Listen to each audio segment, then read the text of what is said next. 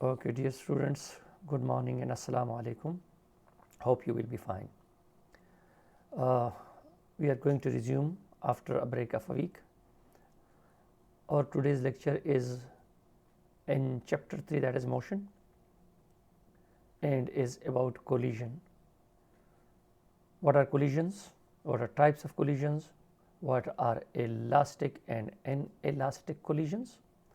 And to find the expression for the velocities of two interacting particles after elastic collisions. प्यारे तलबा, आज का ये lecture collisions, types of collisions के बारे में है और हम वेलासिटीज़ को कैसे फाइंड आउट करेंगे जब दो पार्टिकल्स या बॉडीज़ elastically कोलाइड कर लें. Now come to collision. What a collision is? Collision is the interaction of two or more objects or bodies or particles which causes either a change in the magnitude of motion or direction of motion is called collision. The interaction of two or more bodies which either causes a change in magnitude of motion or direction of motion or both is called collisions.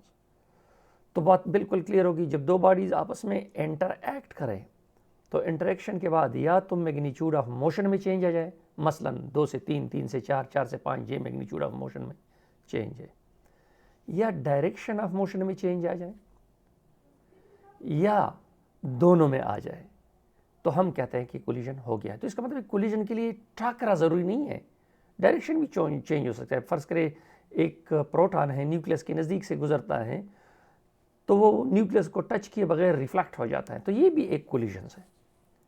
सो टक्कर जो है collision sure है, लेकिन अगर टक्कर न भी हो और किसी इंटरेक्शन की वजह से डायरेक्शन सिर्फ चेंज कर दे तो भी कोलिजन कहलाती है. मैंने आसान मिसाल दे दी, पत्थर पत्थर से टकराया, ये भी कोलिजन है, ये तो डेफिनेटली कोलिजन है.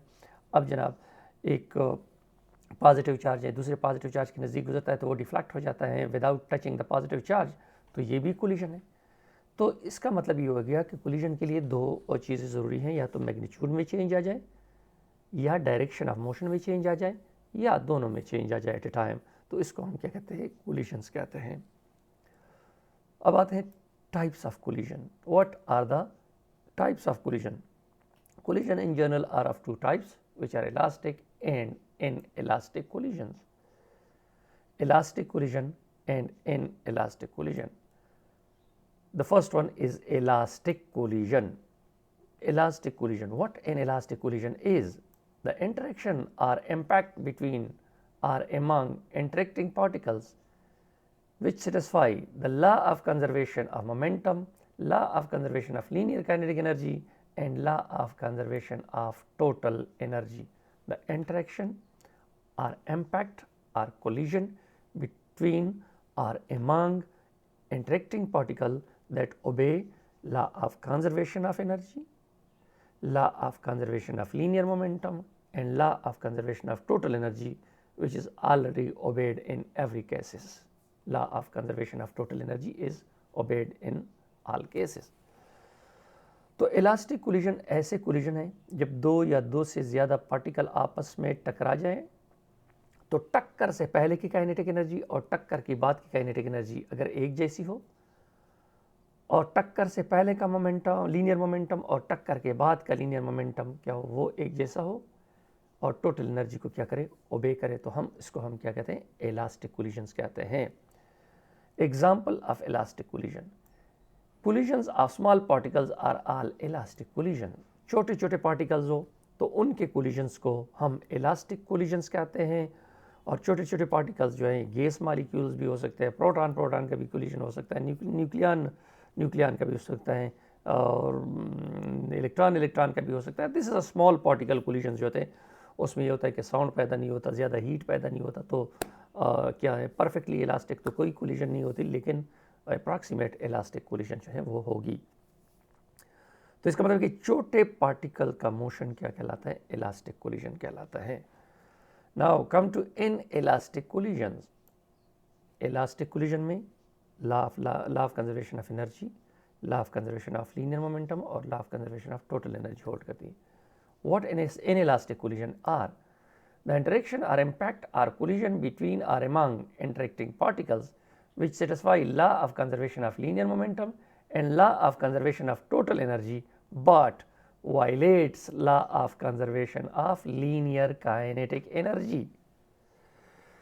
इनइलास्टिक कोलिजन ऐसे कोलिजन है जिसमें law of conservation of linear momentum satisfy करता है, होल्ड करता है, law of conservation of total energy भी होल्ड करता है, जबकि law of conservation of linear kinetic energy hold नहीं करती। तो ऐसे कोलिजन्स को इनइलास्टिक कोलिजन्स कहते हैं। एग्जांपल्स उसकी क्या है? Collisions of bigger objects are all inelastic collisions. Collisions of vehicles are accidents, collision of stones, collision of rubber balls with the wall and many more. बड़े बड़े पार्टिकल जब आपस में टकराते हैं तो उसकी टकराने से पहले का जो काइनेटिक एनर्जी है टकराने के बाद वो नहीं होती। टकराने से पहले का मोमेंटम और टकराने के बाद का मोमेंटम बराबर होता है और टोटल एनर्जी तो हर हालत में बराबर होती है। लेकिन law of conservation of linear, अब देखो अगर दो कार टकरा जाए तो क्या होता है? तो काइनेटिक एनर्जी का कुछ हिस्सा साउंड में चला जाता है, कुछ हीट में चला जाता है, कुछ इंटरनल एनर्जी में चला जाता है। तो काइनेटिक एनर्जी जो बिफोर थी वो आफ्टर नहीं रहेगी। So these are examples of inelastic collision. ये क्या है? इनइलास्टिक कोलिजन है। ये डेफिनेशंस थी और उस पर MCQs. Collision of T neutron is a good approximation of elastic collision. Neutron चूँकि छोटे छोटे बॉडीज पार्टिकल्स होते हैं तो उनकी कोलिजन जो होती है उससे ना साउंड आती है, ना ज़्यादा हीट प्रोड्यूस होती है और ना किसी और तरह की एनर्जी में कन्वर्ट होती है। तो इसमें law of conservation of kinetic energy, law of conservation of linear momentum और टोटल एनर्जी होल्ड करती हैं। तो ये इलास्टिक कोलिजन है। A car accident is an example of inelastic collision. Inelastic car accident में क्या होता है? पहले की काइनेटिक एनर्जी बाद की काइनेटिक एनर्जी के बराबर नहीं होती, क्योंकि उसकी काइनेटिक एनर्जी का कुछ हिस्सा साउंड में द्रस की आवाज़ आ जाती है, उसका कुछ हिस्सा साउंड में कन्वर्ट हो जाता है, कुछ हिस्सा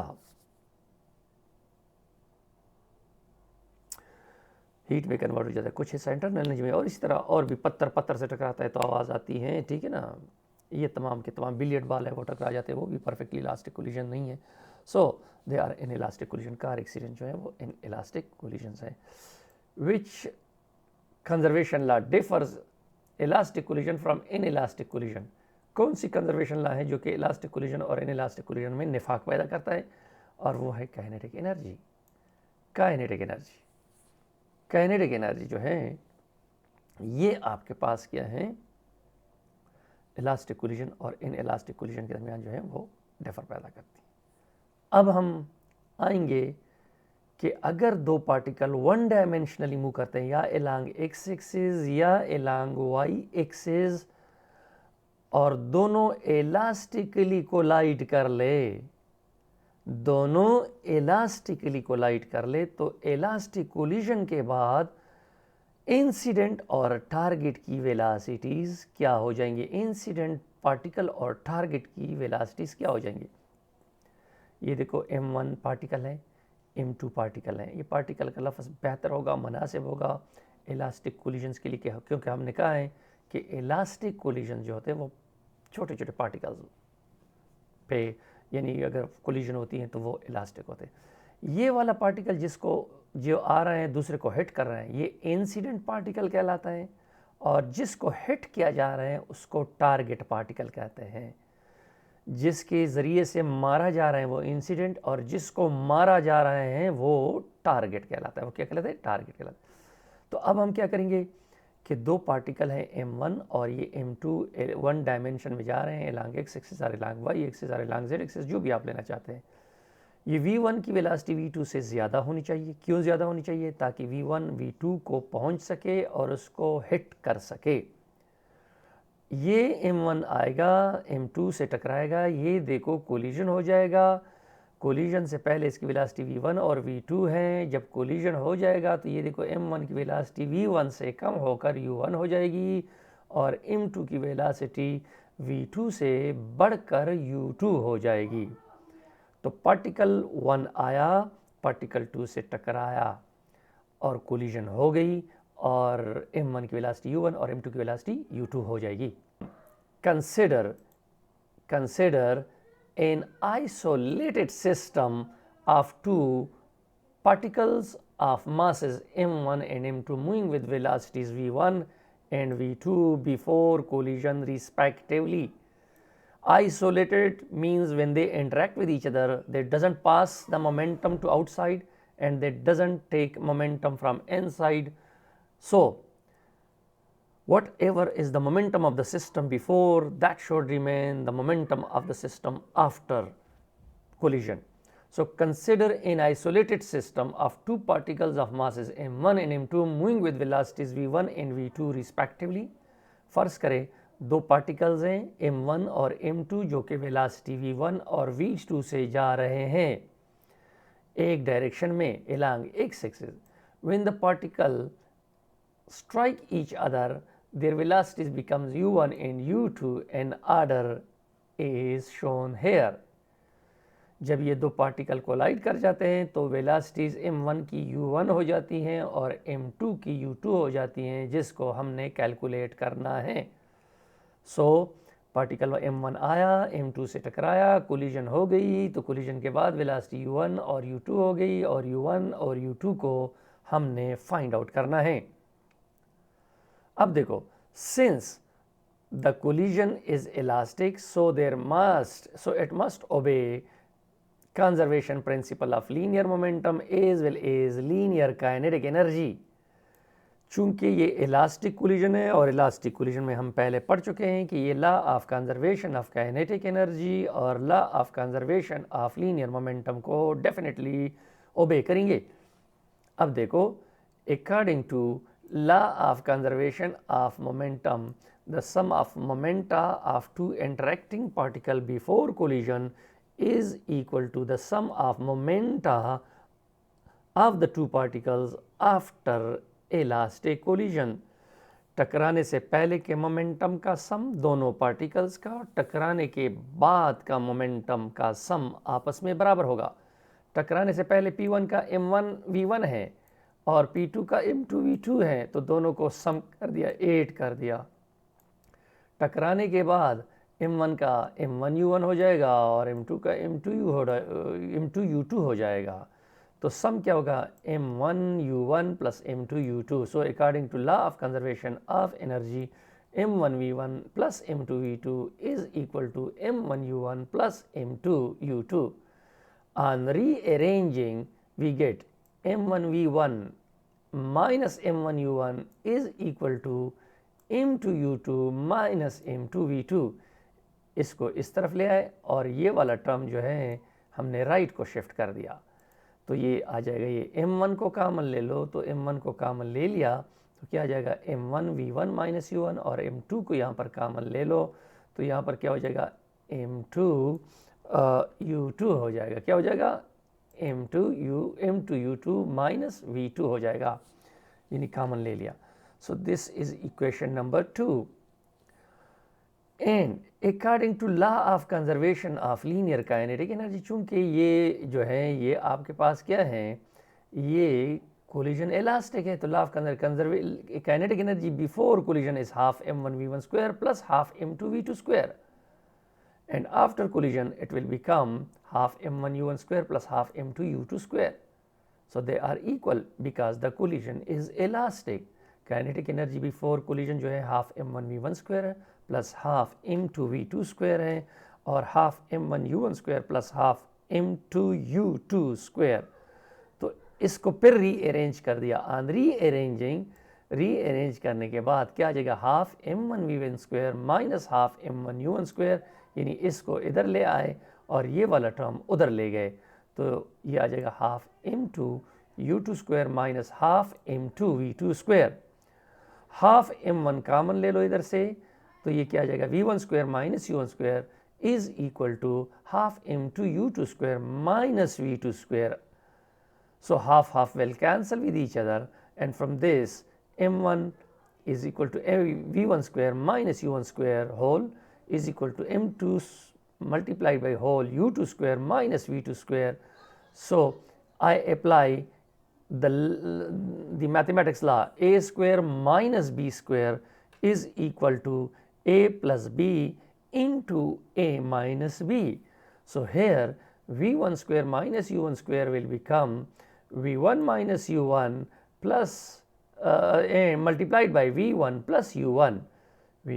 ये v1 square minus u1 square बराबर हो जाएगा v1 square minus u1 square multiplied by v1 plus u1, sorry not square, v1 minus u1 multiplied by v1 plus u1.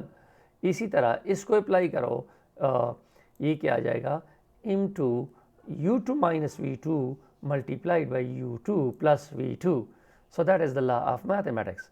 This is equation 3. Now we are going to divide this equation 3 by equation 2. equation 3 को हम equation 2 पे divide करते हैं. अब जब divide करते हैं तो ये देखो, लेफ्ट साइड को लेफ्ट पे, राइट को राइट को, इसको इस पे डिवाइड करो, इस पे डिवाइड करो, ये देख रहे हो. और ये दूसरा वाला टर्म जो है, ये वाला टर्म, इसको इस पे डिवाइड करो, राइट साइड पे डिवाइड करो. तो जनाब ये आ जाएगा m1 v1 minus u1 multiplied by v1 plus u1, और नीचे आ जाएगा m1 v1 माइनस u1 और m2 u2 minus v2 multiplied by u2 plus v2, और नीचे m2 u2 minus v2. m1 के साथ कैंसिल कर जाएगा, v1 माइनस u1 के साथ कैंसिल कर जाएगा, तो हमारे साथ रह जाएगा v1 plus u1 is equal to u2 plus v2. So after division we get v1 plus u1 is equal to u2 plus v2. Because m2 cancel, u2 minus v2 will cancel, so we will get this one. On rearranging, v1 minus v2 is equal to u2 minus u1. So v1 minus v2 is equal to minus u1 multiplied by minus u2. अब देखो इसमें क्या हो जाएगा, v1 minus v, this is the relative approach of incident ball towards the target ball, and u1 minus u2, now that is also the relative approach now of the incident towards the target. So v relative is equal to minus u relative. क्या मतलब है, अगर एक particle, आगे वाला particle 2 metre पर second से जा रहा है, पीछे वाला 5 मीटर पर सेकंड से जा रहे हैं, यानी इंसिडेंट 5 मीटर पर सेकंड से जा रहे हैं और टारगेट जो है वो 2 मीटर पर सेकंड से जा रहे हैं, तो इंसिडेंट का स्पीड ऑफ अप्रोच क्या है, 3 मीटर पर सेकंड है, क्योंकि 3 मीटर इजाफी स्पीड से उसकी तरफ बढ़ रहा है. दोबारा देख लो, टारगेट का स्पीड 2 मीटर पर सेकंड है, इंसिडेंट का 5 मीटर पर सेकंड है. तो इंसिडेंट जो टारगेट की तरफ अप्रोच कर रहा है, इंसिडेंट जो टारगेट की तरफ अप्रोच कर रहे हैं वो 3 मीटर पर सेकंड से कर रहे हैं, क्योंकि 2 तो ऑलरेडी वो सेम डायरेक्शन में जा रहे हैं, वो तो उसी तरह जो रिलेटिव स्पीड है, अगर 2 से जा रहे हैं तो फिर तो 0 हो गया. लेकिन इंसिडेंट का अब जो है टारगेट के लिहाज से क्या है, 3 मीटर पर सेकंड इजाफी है, जिससे वो टारगेट की तरफ बढ़ता है ताकि टारगेट के साथ क्या करे, कोलाइड करे, ताकि टारगेट के साथ कोलाइड करे. अब जनाब यानी स्पीड ऑफ अप्रोच जो है इंसिडेंट का टारगेट की तरफ वो 3 मीटर पर सेकंड है. अब जब टकरा गए तो टारगेट उतनी स्पीड से क्या हो जाएगा, स्लो हो जाएगा, यानी पहले 3 मीटर पर सेकंड की इजाफी स्पीड से उसकी तरफ बढ़ रहा था, अब क्या करेगा, 3 मीटर पर सेकंड कम स्पीड से उसको फॉलो करेगा, यानी पीछे रह जाएगा. क्या रह जाएगा, पीछे. यानी अब टारगेट की वेलोसिटी अब 5 मीटर पर सेकंड हो जाएगी, जबकि इंसिडेंट की क्या हो जाएगी, 2 मीटर पर सेकंड हो जाएगी. यानी अब किस्सा उल्टा हो गया, अब टारगेट तेज जा रहे हैं और ये जो फॉलो कर रहे हैं अप्रोच उसकी तरफ, टारगेट की तरफ कर रहे हैं, तो माइनस यानी डिक्रीज्ड वेलोसिटी से कर रहे हैं, 3 मीटर पर सेकंड से. पहले 3 मीटर पर सेकंड इजाफी से बढ़ रहा था, अब 3 मीटर पर सेकंड से रिसीड कर रहा है, पीछे रह गया है. तो इसको कहते हैं speed of approach is equal to speed of recession. Thus, relative speed of approach of the incident particle towards the target particle, which is v relative, is equal but opposite to the relative speed of recession or separation UREL of incident particle from target particle after collision. So, speed of approach is equal to speed of recession. Things आपको clear, पहले 3 metre पर second से उसकी तरफ बढ़ रहा था तेजी से, अब 3 मीटर पर सेकंड से पीछे रह गया है. Now we are going to calculate velocity of the incident particle after elastic collision, that is u1. हमने अब इंसिडेंट पार्टिकल का वेलोसिटी क्या करना है, मालूम करना है after collision. Now to find u1 of the incident particle after impact, put the value of u2 from here. You see u2 की वैल्यू क्या हो जाएगी, v1 plus u1 minus v2 हो जाएगी. हम u2 की वैल्यू पुट करेंगे equation number 1 में, इक्वेशन नंबर 1 में which is m1v1 plus m2v2. यानी इस इक्वेशन 1 में हम u2 की वैल्यू पुट करेंगे ताकि u1 का हम मालूम. तो क्या आ जाएगा, ये देखो m1v1 plus m2v2 is equal to m1u1 plus m2u2. अब देखो ये m1v1 plus m2v2. Now m1u1 plus m2, अब u2 की जगह हमने क्या डाल दिया, v2 वैल्यू डाल दी, v1 plus u1 minus v2, जो कि आपने देखा यहाँ पर देख रहे हो, ये डाल दिया यहाँ पर u2 की वैल्यू. तो क्या आ जाएगा, m1v1 plus m2v2 is equal to m1u1 plus m2v1 plus m2u1 minus m2v2. यानी इस m2 को इन तीनों के साथ सेपरेटली मल्टीप्लाई किया, ये आ गया. अब जिस चीज़ को फाइंड करना है उसको एक तरफ कर लो, u1 को फाइंड करना है उसको एक तरफ कर लो, बाकी चीज़ों को दूसरी तरफ ले जाओ. तो रीअरेंजिंग से क्या आ जाएगा, ये देखो m1v1 और m2v1 जो है इस साइड पे है, राइट को है, तो लेफ्ट को ले जाने की तरफ, तो ये माइनस हो जाएगा, माइनस m2v1 हो जाएगा, ये देख रहे हो. और ये प्लस m2v2 अपनी जगह पे अपना है, प्लस m2v2, तो ये आ गया प्लस m2v2. और ये माइनस m2v2 था, तो राइट साइड लेफ्ट साइड पे ले जाने से ये प्लस m2v2 हो जाएगा. क्या हो जाएगा, प्लस m2v2 हो जाएगा. तो आप देख रहे हैं, ये देखो सिंपल कैलकुलेशंस है. ये देखो अब m1u1 आ जाएगा और प्लस m2u1 आ जाएगा. तो यानी u1 को हमने एक तरफ कर दिया, बाकी को उस तरफ कर दिया. इनमें से देखो v1 कॉमन है, तो ये देखो क्या आ जाएगा, m1 माइनस m2 v1 आ जाएगा, और m2 plus v2 plus m2v2 2m2v2 आ जाएगा, इज इक्वल टू क्या आ जाएगा, m1 प्लस m2 और u1 आ जाएगा. अब दोनों साइड को m1 प्लस m2 पे डिवाइड कर लो, तो m1 प्लस m2 पर डिवाइड करने से आपके पास u1 क्या आ जाएगा, u1 ये आ जाएगा, m1 minus m2 v1 plus 2m2v2, और ये आ जाएगा. ये देख रहे हो, ये देखो यहाँ से u1 और ये m1 m प्लस m2 को इधर कर लिया. अब इसको सेपरेट भी लिख सकते हैं, इस टर्म के नीचे ये अलग लिख लो, इस टर्म के नीचे ये अलग लिख लो, कोई फ़र्क नहीं पड़ेगा, इससे कोई भी फ़र्क नहीं पड़ेगा, no difference, well that mat.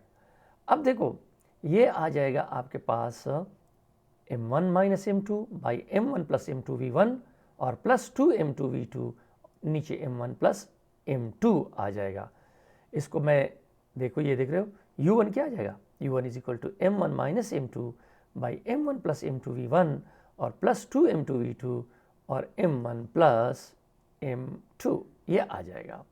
So this is the expression for the velocity of the incident particle after elastic collision. After elastic collision ये expression आ गया which will play a vital role. अब हम आते हैं velocity of the target particle u2 after elastic collision. देखो आप यही सारा प्रोसेस कर सकते हैं जो आपने यहाँ पर किया, यहाँ पर u2 की वैल्यू डाल दी, फिर इस इक्वेशन से u1 की वैल्यू निकालो, u1 की वैल्यू इसमें डाल लो, rather than putting u2 value. अगर आपने u1 को मालूम करना है तो u2 की वैल्यू डाल लो, इससे देखो u2 की वैल्यू डाल लो. अगर आपने u2 को मालूम करना है तो इस इक्वेशन से u1 की वैल्यू डाल लो इक्वेशन 1 में, जिस तरह आपने ये किया, यानी m1 u1 plus m2 v2, और फिर यहाँ पर m1 और u1 की बजाय कीमत डालो और m2 v2 अपनी जगह पे कर लो. ठीक है, सिंपल तरीक़ेकार है, वही वाला तरीका है जो आपने इसमें किया है. वहाँ पर आपने जब आपने u1 मालूम करना था तो u2 की वैल्यू डाल दी आपने law of conservation of momentum में. जब आपने u2 मालूम करना है तो u1 की वैल्यू डाल लो. ये जो इक्वेशन है, कौन सा वाला, इक्वेशन नंबर 4 से u1 की वैल्यू डाल लो law of conservation of momentum में, तो आपके पास क्या आ जाएगा, u2 इज इक्वल टू उल्टा हो जाएगा 2m1v1 m1 प्लस m2 और plus m2 minus m1 divide by m1 plus m2, यानी उसका उल्टा हो जाएगा। यहाँ पर m1 माइनस m2 इधर था तो यहाँ पर सेकंड टर्म बन गया, और ये जो पहला टर्म था, ये सेकंड टर्म था, ये यहाँ पर पहला टर्म। तो इसका मतलब है कि वेलोसिटीज़ जो हैं वो इंटरचेंज हो जाती हैं किस चीज़ में, इलास्टिक कोलिजन्स में। इलास्टिक कोलिजन्स में velocities of the interacting particle interchange after elastic collision. तो आपने बाय सिमिलर मेथड जिस तरह आपने u1 को मालूम किया, you can also do the calculation and you will get this result which I have shown you. लेकिन उसकी ज़रूरत नहीं है, बस सिर्फ आप ये कर लो कि इस तरह से निकाला जाता है। तो u2 क्या हो गया। अब अगर ये दो पार्टिकल कोलाइड करते इलास्टिकली लेकिन अपोजिट डायरेक्शन में आ रहे होते, अपोजिट डायरेक्शन में आ रहे होते, तो यहाँ पर ये साइन माइनस होता, सिर्फ ये फ़र्क पड़ता। ये देखो पहले तो हमने जनरलाइज कर दिया, तो ये प्लस का साइन माइनस, यानी अगर दो पार्टिकल यू आ रहे होते, अगर सेम डायरेक्शन में जा रहे हैं तो फिर तो ये ठीक है, जो नई इक्वेशन है। लेकिन अगर अपोजिट डायरेक्शन में जा रहे हैं तो एक पॉजिटिव वेलोसिटी होगी, एक नेगेटिव, तो ये साइन नेगेटिव हो जाएगा। इस तरह ये वाला साइन भी फिर नेगेटिव हो जाएगा। सो इलास्टिक कोलिजन्स के बाद जो वेलोसिटीज़ होती हैं उसका आपने देख लिया, u1 ये हो जाएगा और u2 जो है वो ये हो जाएगा। अब जनाब इसको हम इस्तेमाल करेंगे कि किस तरह की बॉडी किस तरह से टकरा जाए तो क्या रिज़ल्ट आएगा। तो हम आते हैं स्पेशल केसेस की तरफ। ये देखो स्पेशल केसेस है। Number case A, when two identical particles collide with each other then their velocities after collision can be obtained from equation A and B. Since the particles are of the same masses m1 m2, put it m or 5 5, m1 5 कर लो, m2 5 कर लो, तो फिर उसमें put कर लो। ये देखो m1 m2 बराबर है, दो पार्टिकल जा रहे हैं, आइडेंटिकल है, जिसके मासेस सेम हैं, आइडेंटिकल हैं पार्टिकल्स जिसके मासेस वो कोलाइड करते हैं। तो कहते हैं कोलिजन के बाद उसकी u1 क्या हो जाएगी, u2 क्या हो जाएगी। तो ये इक्वेशन है m1 माइनस m, चूँकि मासेस बराबर है तो m1 माइनस m2 क्या आएगा, 0 आएगा। ये फैक्टर क्या हो जाएगा, 0 हो जाएगा। क्या हो जाएगा, 0। अब देखो ये 2m1 है, ये 2m आ जाएगा फ़र्ज़ करें, क्योंकि और ये m प्लस m क्या आ जाएगा, m1 plus m2, m plus m बराबर है ना मासेस, तो 2m हो जाएगा, 2m कट जाएगा तो क्या आ जाएगा, v2 आ जाएगा। तो u1 is equal to v2 हो जाएगा, u1 is equal to v2। अब देखो u2 क्या हो जाएगा, इसमें पुट कर लो, इसमें पुट कर लो। ये देखो 2m divided by m plus m क्या आ जाएगा, 2m आ जाएगा, 2m कट जाएगा और ये 0 हो जाएगा क्योंकि m2 माइनस m1, क्योंकि ये दोनों बराबर हैं। 5 माइनस 5 क्या आता है, 0 आता है, तो ये 0 हो जाएगा। तो क्या आ जाएगा, u2 आपके पास क्या आ जाएगी, v1 आ जाएगा। तो u1 जो है आपके पास v2 हो जाएगा और u2 जो है क्या हो जाएगा, u2 जो है वो v1 हो जाएगा। क्या मतलब हो गया कि जो टकराने से पहले इंसिडेंट की वेलोसिटी वो टारगेट की हो जाएगी और जो टारगेट की थी वो इंसिडेंट की हो जाती है, यानी u1 is equal to v2 हो जाएगा जब दो आइडेंटिकल पार्टिकल्स आपस में कोलाइड करें। तो जब u1 v2 हो जाता है तो v2 किसकी वेलोसिटी थी बिफोर कोलिजन, टारगेट की थी, और u1 किसकी, इंसिडेंट की वेलोसिटी आफ्टर कोलिजन।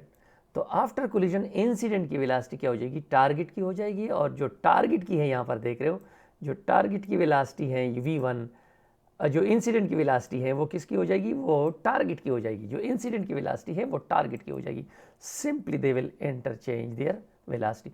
इस इक्वेशन में पुटिंग करते जाओ तो आपके पास हर एक चीज़ का ये दवा है अगर इलास्टिक कोलिजन्स हैं तो। That is the remedy for that one.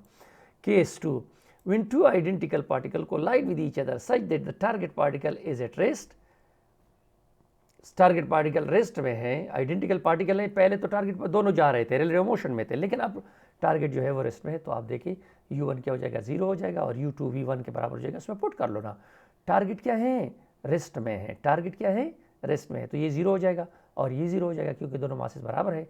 तो u1 0 हो गया और u2 क्या आ जाएगा, u2 v2 के बराबर हो जाएगा, u2 v1 के बराबर हो जाएगा, u2 क्या हो जाएगा, v1। तो इसका मतलब क्या होगा, फिर भी इंटरचेंज हो गई, वेलोसिटी को क्या कर दिया, इंटरचेंज कर दिया, वेलोसिटी आर बीइंग इंटरचेंज, यानी जो टारगेट पहले रेस्ट पे थी अब वो मोशन में हो जाएगी और जो इंसिडेंट जो मोशन में थी वो रेस्ट में आ जाएगी।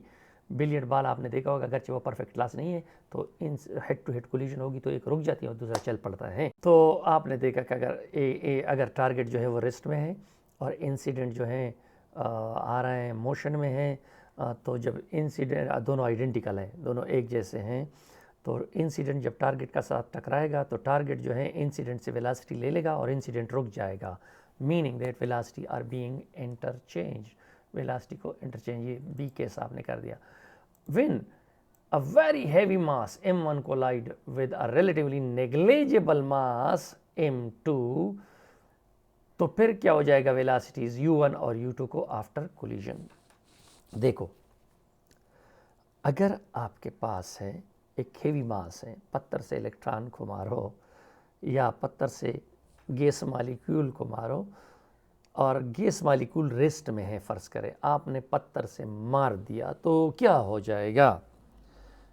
When a heavy incident particle strikes the lighter particle at rest, what will happen to the velocity of incident and target after elastic collision?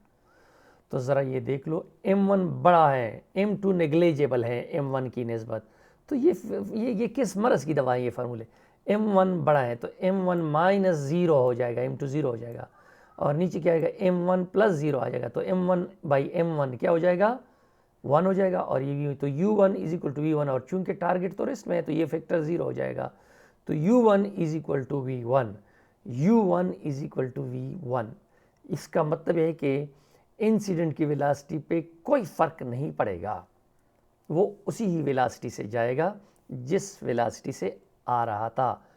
इसी तरह यहाँ पर देखो u2 क्या हो जाएगी, u2 को ज़रा देख लो, ये देखो ये 2m1 है, m1 प्लस m2 तो ज़ीरो है ऑलमोस्ट m1 की निस्बत, तो ये 2m1 by m1, m1 cut जाएगा तो 2v1 हो जाएगा और ये तो ज़ीरो है v2 क्योंकि टारगेट जो है वो रेस्ट में है, तो u2 क्या आ जाएगा?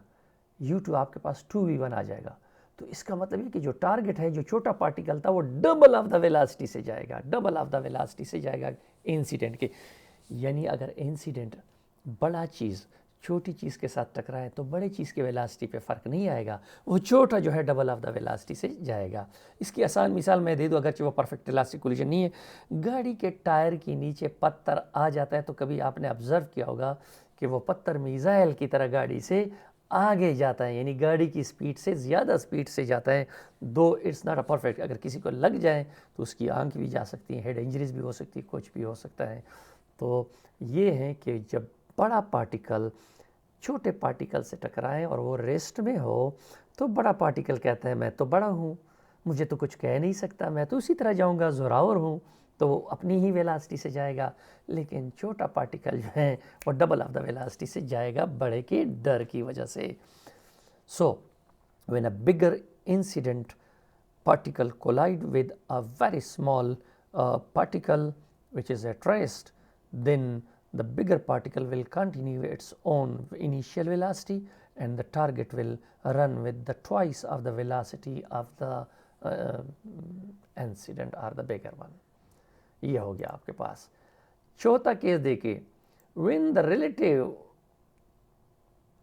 when a relatively very light mass m1 collide with m2, तो फिर वेलोसिटीज आफ्टर कोलिजन क्या होंगी? अब उल्टा हो गया। अब जनाब बड़ा मास रेस्ट में है, छोटे मास से उसको हम मार रहे हैं, दीवार को हम बाल से मार रहे हैं, तो दीवार का मास बाल की निस्बत बहुत ज़्यादा है, तो बाल का मास दीवार के लिहाज से हम इग्नोर करते हैं और ज़ीरो। तो ये फार्मूला मैंने कहा किस मरज़ की दवा है, इसमें सारी शिफा मौजूद है। क्या कहा आपने? अब m2 बड़ा है, m1 नेग्लिजिबल है, तो ये क्या हो जाएगा? ज़ीरो हो जाएगा। ये क्या होगा? ज़ीरो होगा m1, तो ये minus m2 divided by m2 आ जाएगा और v1, तो इससे माइनस v1 आ जाएगा, तो u1 is equal to minus v1, यानी वो बाल बाउंस बैक होकर आएगा दीवार से, और v2 तो ज़ीरो है तो ये ज़ीरो हो जाएगा, तो u1 इज इक्वल टू क्या हो जाएगा? माइनस v1 आ जाएगा इस इक्वेशन से, और u2 जो है वो क्या आ जाएगा? ज़ीरो आ जाएगा, बिकॉज ये देखो m1 ज़ीरो है तो ज़ीरो, ये फैक्टर ज़ीरो हो जाएगा, और V2 जो था वो रेस्ट में था वो भी ज़ीरो, तो U2 is equal to zero.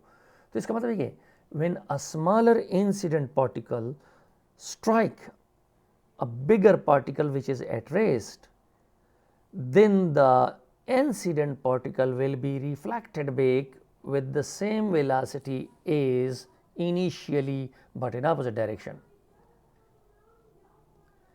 and the target will be at rest। बड़ों को किसी ने अभी तक हिलाया नहीं है, छेड़ा नहीं है। अल्लाह करे कि इंसाफ का तकाजा इस मुल्क में आ जाए। छोटी छोटी चीज़ में क्लूज़ भी देता जाऊंगा, ये भी है, ठीक है ना। तो बड़ा अपनी जगह पे है और छोटा वापस गिर गया है, वापस उसी वेलोसिटी से रिफ्लेक्ट हो गया है। Now come to few MCQs regarding this. Two particles of same masses collide elastically with each other. After elastic collision, their velocities are interchanged. दो पार्टिकल्स हैं, आपने पहले क्या, सेम मासेस हैं, इलास्टिकली कोलाइड करते हैं, तो कोलिजन के बाद उनकी वेलोसिटीज़ इंटरचेंज हो जाती हैं। अगर कोलिजन से पहले इंसिडेंट की 5 थी और टारगेट की 3 थी, तो कोलिजन के बाद इंसिडेंट की 3 हो जाएगी और टारगेट की 5 हो जाएगी।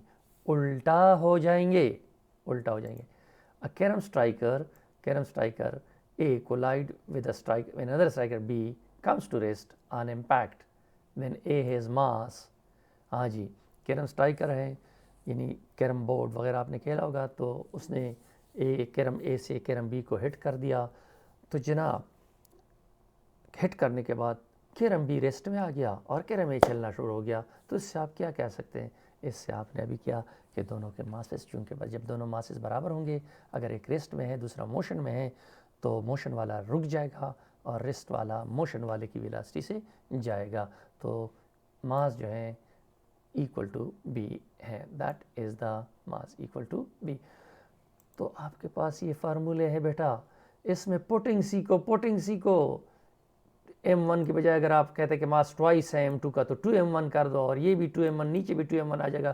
कैलकुलेशन करते जाओ, जो भी जवाब आते जाएंगे। वो फार्मूले में पुटिंग करना हमारे स्टूडेंट्स की कमज़ोरी होती हैं। फार्मूले रट्टे के लिए बेटा नहीं होते। आप अपनी तरफ से मासेस डालो कि m1 1 किलोग्राम है, m2 इतना है, और ये इतना है, और ये इतना है। इस इक्वेशन में आप वैल्यूज़ डालते जाओ, आपके पास रिजल्ट्स जो है आना शुरू हो जाएंगे, and that's how that will make you a practical. तो लाइफ की तरफ प्रैक्टिकल अप्रोच करना शुरू कर दो।